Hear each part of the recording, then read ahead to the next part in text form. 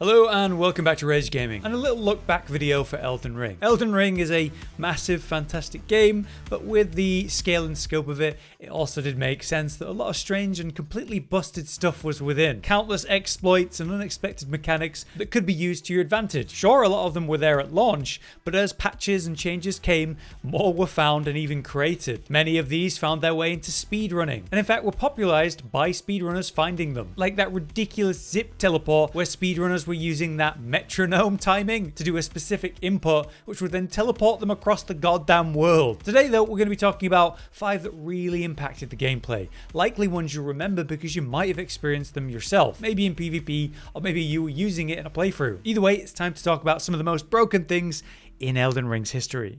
We kick it off with an absolute classic, a genuine terror of PvP for the period it existed. We're talking about that combination of Fire's deadly sin and the deathblight shotel, the legendary armament called the Eclipse shotel. As you can see, the result is a sort of insanely effective AoE aura of deathblight. Deathblight, when built up, will kill a foe instantly, but because that concept's a bit broken, it only really works on certain types of enemies, such as PvP. Anyway, this combination of Fire's deadly sin and that Eclipse shotel created an aura of deathblight, meaning all you really needed to do with it going was run up near enough someone that the aura would touch them. That aura had a reasonably large range though, so building up deathblight really quick against someone was really easy, because there's no blocking or rolling it. Basically, if they're in range of it, that's it, they get the build up. The best and only real option you had was to fight them at range, but that was pretty hard because, yeah, they would just run you down. But why was this happening? Well, the Eclipse shotel wasn't really the problem. Normally, that weapon has its unique Ash of War, the Death Flare, buffing up the weapon. The weapon's attacks will now generate a bit of deathblight per hit that's landed on a target, and you needed to land quite a few blows for it to actually pop. The problem, though, was specifically Fire's deadly sin, which was generating a sort of aura of fire damage. That fire damage was really minor though, not really a big build-up, not a massive problem. The incantation itself is a trade too, since you're also setting yourself on fire to do that effect. However, when you modified that fire aura with something else, you could turn it from just fire to something else on top. In the case of the shotel then, you're granting yourself deathblight on the weapon damage, and for some reason the fire aura was counting as weapon damage. So every tick of the fire damage was also building up deathblight at the same time. The thing is, it also worked with any real buff of that nature then. Maybe you could use it to create a bleed build-up aura or frost. You did have a variety of options. It's just the most popular one was of course deathblight, because it was just the most offensive and effective way to screw people over in PvP. Certainly because there wasn't really a great way to fight back once they came near you. It was funny that some people defended this as an intended combo since it was there at launch, and while no one really needed to be banned for using it, it's definitely obvious that it wasn't intended. So it was a satisfying day when it was finally patched, and on that day and for a few after, invaders were still trying to use it, no idea that it no longer worked, and ended up looking like fools who were very easy to beat. Next though, for these crazy exploits, let's talk about one that was relevant in both PvE and PvP. This one is the crazy strong carian phalanx style retaliation bug. Originally meant to be a pretty cool way to just parry a spell and take that spell into your shield and convert it into your own attack to send back. You generate these magical swords, and after a small delay, they'd fly at a near target sort of auto lock, or if you were locked onto a target, it'd go to them. That was all fine at launch, but something changed after a patch that they followed up with not too long after. They buffed shield effectiveness, which was a surprisingly big buff for one specific shield's Ash of War. While there weren't many Ashes of War that deal relevant offensive damage, carian retaliation certainly was one. Now, even though the effectiveness of the actual retaliation was overly strong and you had ways to make it stronger, it would still, in theory, require an incoming enemy spell of some sort to successfully time the counter on, to then send back. So in PvP, maybe you weren't even facing someone using spells, or they saw what you were doing and chose not to use spells because of it. But this wasn't the case either, because there was a way to use a cheap consumable you can buy en masse, such as the glintstone scraps, to generate yourself a magical projectile that you can parry and use for that purpose. Even though the scraps are super weak, irrelevant projectiles, they still powered up the attack to its maximum, and this process would cost basically no FP at all. For PvE, that was amazing, since it had really good range alongside being able to do it relatively quickly too. But in PvP, it wasn't just the unintended power of this specific mechanic that was a problem.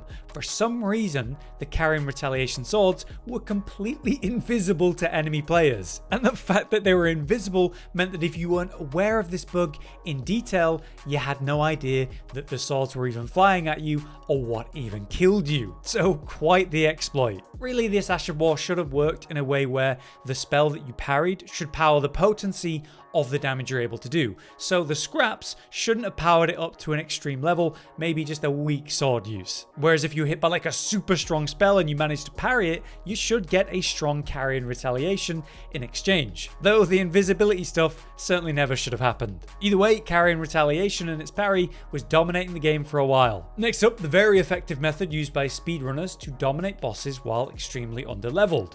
Unlike the first speedrunning technique I mentioned at the start, this has you actually take on fights rather than fully skipping them. However, these speedrunners still need to be clearing the game really quick, which means they need things that are ultra strong to rely upon. This specific exploit was found after the Hoarfrost Stomp Ash and the Sword of Night and Flame options. They were nerfed, so people started to experiment. And thus, this Ash of War with the Warcry moveset swap exploit was born. The concept's pretty simple. You take this powerful, unique heavy attack that's created when you use one of the various Warcry Ashes. These Warcries also provide you with a little boost to your AR, and then your heavy attack gets a new special version. It wasn't meant to work with every weapon type, but it was meant to give certain ones a strong new heavy attack combo. If you combine this with the Bloody Hellis though, that's a very effective weapon for this purpose, for the raw damage, the range, and also the bleed potential. Most important though with this unique attack combo is that it would lead to staggers really well. Since it is actually a heavy attack, it'll build up stagger, leading to critical hit opportunities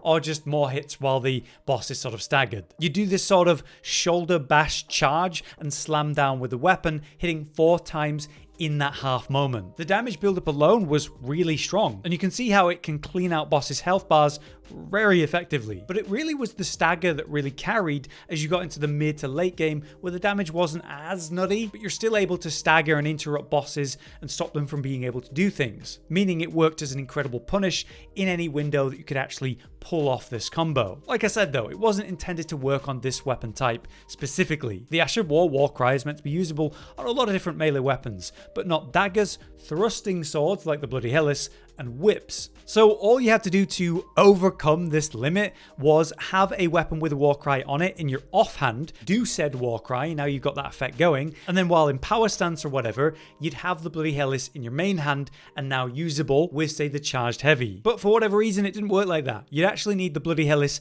in your offhand rather than your main hand slot, otherwise it'd mess up the weapon moveset. Other than that small concern where you just have to swap the weapons in the normal order, it was a really easy and straightforward way to break the limits of a weapon. And for a little while, it was the method speedrunners were using to beat the game as fast as possible. So, speaking of moveset swaps, there was another insane bug with the ability to break Ashes of War across the board, speeding up the rate at which attacks came out, which was a dangerous concept in itself, but also allowing a few of the Ashes of War that would normally hold you in place to be usable while moving, sprinting around with an AoE or something. What held this one back though, and why it wasn't as popular as the others we've talked about so far, is just how hard it was to perform. Now, one of the best examples of how to use this will be the Millennia Katana and the Waterfowl Dance Ash of War, which normally sort of lifts you up and holds you in place while you use it. It did have a bit of forward movement, but not much. With this technique then, you're able to basically sprint forward during the entire motion of that attack combo, allowing you to literally walk on air. So if you were doing it while going down a ramp, you'd fly forward through the air instead. Or you could use it to sneak in some very clever skips, avoiding certain boss fights entirely or reaching areas earlier than intended. Another good example would be powerful, slow Ashes of War that normally hold you down right, like the Starcrawler Cry of the Radan Swords,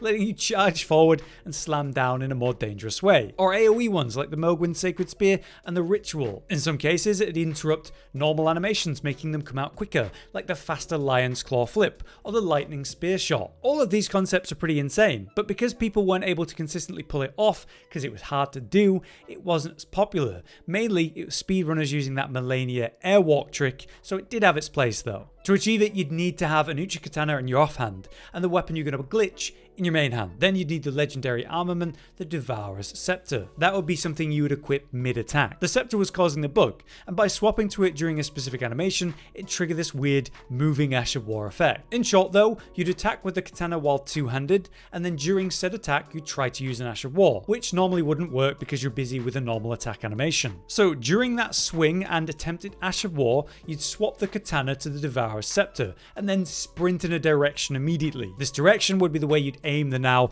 moving and broken Ash of War of your main hand weapon, and all of that would need to occur in like half a second. So a lot of specific inputs, very quick, very smooth, so hard to learn. Certainly doable though. I was doing it for this video footage, and speedrunners were working it in for different sections of their runs to skip stuff. But maybe for your average player, it was just too much. Finally though, our fifth and last crazy exploit was much more popular, the simple ability to use the weapon buff, Royal Knight's Resolve, to power things it shouldn't power. It was enhancing the power of Ashes of War, like Hoarfrost Stomp, and the potent Ashes of the Sword of Night and Flame. Or even crazier, it would work on spells, any spell, including the ridiculous sorcery, that Cosmic Beam, the Comet of Azure spell. It added like an 80% damage increase, so being able to enhance an Ash or spell with that meant you were skyrocketing the damage potential of these options. And it certainly wasn't intended.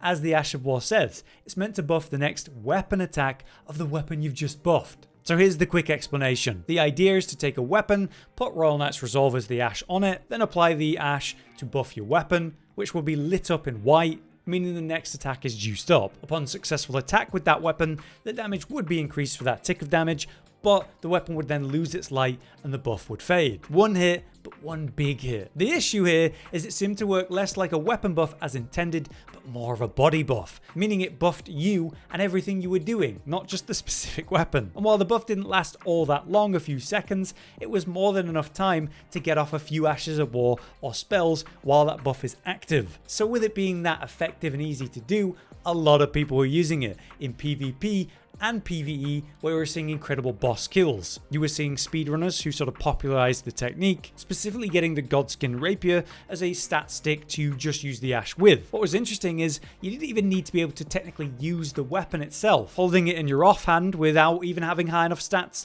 to use the weapon properly. You just swap to the weapon, apply the buff, swap back, and not worry about it. Most commonly at the time, you'd see people then use Hoarfrost Stomp or the Sword of Night and Flame attacks for speedrunning purposes. But yeah, it did work with spells, and that's why it was so popular. Pretty much every build could work this in somehow, and certainly many people did. The fact that it didn't even need to be on a specific weapon, just any that can take the Ash of War itself, meant you could put it on a light weapon, so it's not that invasive on your build, and you didn't even need to have like relevant stats to use said weapon. So it was incredibly popular while it was in the game. But yeah, that's it. That's been my little look at some of the crazy exploits and tricks of the game. And while there's more I could mention in a video like this, these are just the ones I found most memorable with my own experiences with the game. I hope this was interesting to look back for you though, but for now, I've been Hollow, you've been you. Thanks for watching, and we'll see you next time.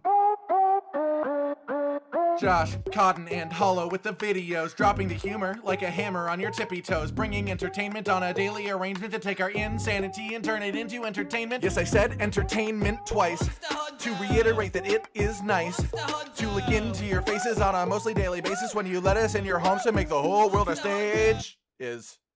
Goodbye.